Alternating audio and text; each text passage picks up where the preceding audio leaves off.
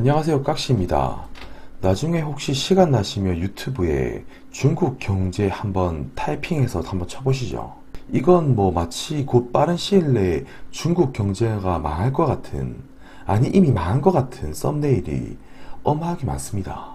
그 썸네일의 제목을 한번 보면 뭐 살고자 하면 준비해라, 트럼프에게 먼지나게 맡고 있는 중국 경제 등 이 썸네일 보면 진짜 어그로 하나는 죽이게들 잘 끄는 것 같아요.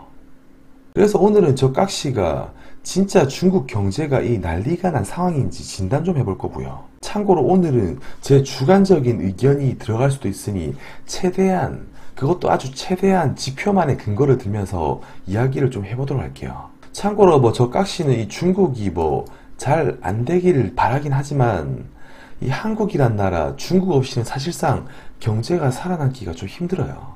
그래서 이 중국의 경제는 한국에게 있어서 이 영향을 안 미칠래야 안 미칠 수밖에 없는 아주 중요한 요소인 셈이고요. 그래서 오늘의 주제, 이 중국 경제 붕괴, 그리고 경제 성장률 추락, 부재로는 경제 위기의 전조인가, 이렇게 영상을 제작해봤습니다. 영상을 본격적으로 시청하기에 앞서서 구독과 좋아요 한번 꼭 부탁드리고요.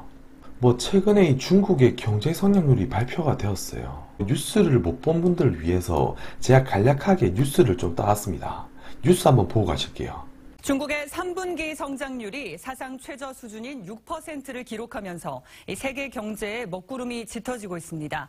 미중 무역 협상 타결 가능성이 불투명한 데다 중국 내수 시장도 부진을 벗어나지 못하고 있어 내년에는 5%대로 추락할지 모른다는 우려도 나옵니다. 박소영 기자입니다. 뭐 뉴스를 보셨다면 중국의 경제 성장률이 지금 6%이며 이는 세계 경제의 먹구름을 치는 요소라고 말하고 있습니다. 그래서 저 깍시가 이 네이버에 대략 검색을 해보더라도 중국 경제가 이 3분기 경제 성장률이 6%, 이는 27년 만에 최저치를 기록하고 있다. 그리고 1992년 이후 최저 수준이다, 이렇게 언급하고 있고요. 그러니까 중국의 6% 성장이 저문다. 그래서 세계 경제에 짙은 먹구름이 오고 있다, 이렇게 말하고 있습니다. 그럼 과거에는 이 경제 성장률이 도대체 어느 정도의 수준이었길래 현재 중국의 경제 성장률 이 6%에 이렇게 언론들이 발벗고 나서서 공포를 주는 걸까요? 그래서 들고 온 게 이 표이고요. 중국의 고정자산 투자 증가율 대 중국 경제 성장률을 따온 이 그래프입니다. 여기서 GDP 성장률, 경제 성장률, 이 검은색 선이 이 GDP 성장률을 뜻하고요. 2010년 이후 줄곧 이런 식으로 하향 추세를 그리고 있네요. 참고로 이 GDP 성장률이라 함은 한 국가에서 이루어지는 일련의 모든 활동들을 말하고요. 이 모든 활동에서 창출된 부가가치 혹은 뭐 생산물을 이 시장 가격으로 이 돈으로 환산해서 이 나타낸 것인데요. 그리고 제가 보조지표로 들고 온 게 지금 고정자산 투자 증가율이에요. 이 고정자산 투자 증가율은 토지, 건물, 기계, 차량, 뭐 장치와 같은 일단 뭐 투자되는 가치품을 말하고요. 그러니까 투자되는 이런 일련의 증가폭이, 활동폭이 이렇게 매우 낮으니까 GDP 성장률도 과거와 이렇게 비교해 보더라도 오르지 못하고 지금 하향 추세를 그리는 게 이 사실인 것 같습니다. 그러니까 이 뉴스에서 떠드는 것만큼 앞으로도 사실상 이 전망이 매우 우울한 게 사실이에요. 근데 이 앞서서 이 투자에 대해서 말을 했지만 이 투자뿐만 아니라 요 근래의 중국을 보면 GDP를 가장 크게 결정하는 주요 키팩터는 이 소비가 한몫을 차지하는데요. 그러니까 과거에 이 GDP를 결정하는 키가 이 투자였다면 이제는 투자보다는 이 소비가 경제의 한 축을 차지한다 라는 것이고요. 그래서 이 GDP 성장률과 연간 소매 판매 증가율을 보더라도 이렇게 동조하는 흐름을 띠고 있다는 것이고요. 그런데 이 과거에는 GDP 성장률이 이 소매 판매 증가율을 이렇게 좀 앞서고 있었다면 이제는 이 소매 판매 증가율이 GDP 대비해서 상당히 지금 앞서 있다는 것이고요. 그러니까 2000년대만 하더라도 이 중국이 과거에는 이 삽질 그리고 상품을 만들어 가지고 이렇게 시너지를 창출했던 데 반해서, 그러니까 과거에는 이 중국이 삽질로 그리고 상품을 제조하면서 경제를 일으켰다면 지금의 중국은 오히려 이 소비를 바탕으로 중국을 이끌고 있는 모양이고요. 뭐 여튼 여기서 본 앞서서 이 투자 부분이나 이 소비 부분, 경제의 두 축이라 할 수 있는 부분이 현재 매우 암울하다는 거예요. 그래서 이 마치 6%에서 이 5%는 어떻게 보면 기정사실이라고 앞으로도 꾸준히 하향할 것처럼 보입니다. 그래서 뭐 이 정도까지 있는 지표 그대로의 해석을 바탕으로 이야기를 했다면 이제는 좀 그래도 좀 긍정적인 이야기, 그리고 이 구독자분들 혹시 이 중국에 투자한 돈이 내가 좀 있다 하는 분들을 위해서 이제는 좀 희망적인 이야기를 저 깍씨가 좀 해볼 거고요. 끝까지 한번 들어봐 주시기 바랍니다. 제가 이전 영상에서 이 CLI, 이 경기 선행지수를 한번 언급한 적이 있어요. 그래서 중국의 경기 선행지수, 이 경기의 상황을 총괄적으로 반영해주는 지표이다라고 언급을 했었고요. 이 지난 영상에서 자세하게 언급을 한 적이 있습니다. 경기 선행지수에 대해서 내가 좀 자세히 알고 싶다 하시면 이 영상을 한번 링크를 걸어둘 테니 한번 참조하시길 바라고요. 일단 앞서도 말했지만 이제는 좀 희망적인 이야기를 저 깍씨가 해볼 건데, 일단 중국의 경기 선행지수는 전 세계를 통틀어서 가장 먼저 이렇게 반등을 하고 있고요. 과거의 사례를 보더라도 대략 2002년쯤이 되겠네요. 이렇게 중국의 경제 선행지수가 반등을 한 시점에 이 중국의 GDP 성장률이 반등을 하고, 그리고 2006년쯤 중국의 선행지수가 이렇게 반등하는 국면에 이 역시도 이때 중국의 GDP 성장률이 급하게 반등을 합니다. 그리고 미국의 경제 위기 이후 반등하는 국면, 이때도 반등. 그리고 2012년에 반등하는 국면, 그리고 2016년에 반등하는 국면. 뭐 2010년대에는 이 과거의 2000년대와 조금 다르긴 하지만 이 최소한 떨어지지는 않고 이렇게 지지하는 국면이고요. 16년도 이렇게 하락하지는 않고 지지하는 국면을 그리고 있습니다.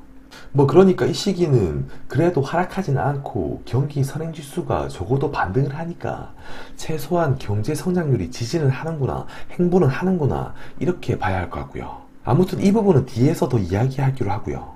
여기서 볼 수 있는 점은 경기 선행지수가 반등을 하니까 최소한 경제 성장률이 현 상황보다는 이렇게 떨어지지는 않고 지지는 하는구나, 이렇게 해석할 수 있을 것 같고요. 뭐 어쨌거나 향후 강도는 강하지는 않을 수 있으나 충분히 반등의 여지도, 이게 상승한다면 반등의 여지, 최소한 지지는 할 수 있다, 이렇게 볼 수 있는 것 같고요. 그리고 최근 제가 양적 완화 영상에서도 말했지만 연준의 자산 증가 움직임이 나타나고 있다.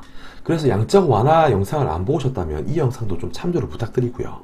그래서 이제는 어느 시점과 다르게 이 연준의 자산이 과거 양적 완화 시기와 비슷하게 증가하고 있다, 이렇게 말을 했어요. 연준의 자산 증가가 왜 중요하냐면 이 시기에 과거에 이 달러가 약세로 돌입할 확률이 매우 높았다라는 것이고, 달러 약세로 돌입하게 된다면 이때는 또 중국과 같은 신흥국의 이 생산자 가격 지수를 이렇게 끌어올린다는 것이고요. 그리고 2010년과 2010년까지의 이 흐름을 보게 되더라도 연준 자산의 흐름과 이 생산자 가격 지수의 흐름, 이렇게 매우 비슷하게 동조하게 비슷한 흐름을 보인다는 것이고요. 그리고 여기 빗금친 구간, 이 빗금친 구간이 이 양적 완화, 이 3차 시기를 나타내는데요. 이 시기에 이 연준의 자산이 이렇게 급하게 증가를 하니까 이 물가지수가 이렇게 급락을 하면서 하락을 하다가 이 연준의 자산 증가와 함께 반등을 하기 시작합니다. 그리고 2018년 이후 연준의 자산이 이렇게 긴축 흐름을 보이다가 2019년 들어서 이렇게 반등을 하고 있죠. 그리고 국채 매입과 같은 행보로 연준은 자산을 다시 늘리고 있는 흐름입니다. 그럼 앞으로 이 중국의 생산자 가격 지수가 앞으로 이렇게 증가 추세를 띠게 될까요? 아니면 더 하락하게 될까요? 그건 아마 구독자분들께서 충분히 상상해 볼 수 있을 것이라 믿고요. 그래서 중국의 생산자 가격 지수가 이 과거의 흐름을 보게 되면 GDP 성장률을 끌어올렸다, 이 최소 하락을 피하게 만들었다는 것이고요. 그래서 뭐 중국의 생산자 가격 지수가 이 과거의 흐름을 볼 때 이때까지만 해도 거의 일치하게 움직였던 흐름이었지만 최근에는 이 유난히 중국의 생산자 가격 지수가 반등을 이렇게 크게 함에도 불구하고 GDP 성장률은 반등을 못하는 모양새이긴 해요. 그런데 적어도 성장률이 이렇게 급하게 진행된 시기에 성장률의 하락이 더디고 이렇게 적어도 행보하게 된다 이렇게 볼 수는 있고요. 그러니까 경기의 반등의 강도가 약하더라도 이때는 이 중국의 국채금리를 이렇게 급하게 끌어올렸던 시기이기도 합니다. 아무튼 뭐 되게 행설수설한 것 같은데요. 오늘 영상에 제가 하고 싶은 이야기는요. 일단 또 이 표를 한번 보게 되면요.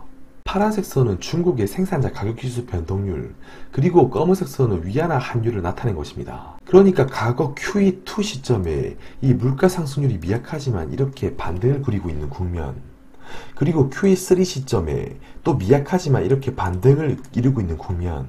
그런데 여기서 위안화 환율은 엄청나게 강세 추세를 보이고요. QE3에서도 엄청나게 강세 추세를 보입니다.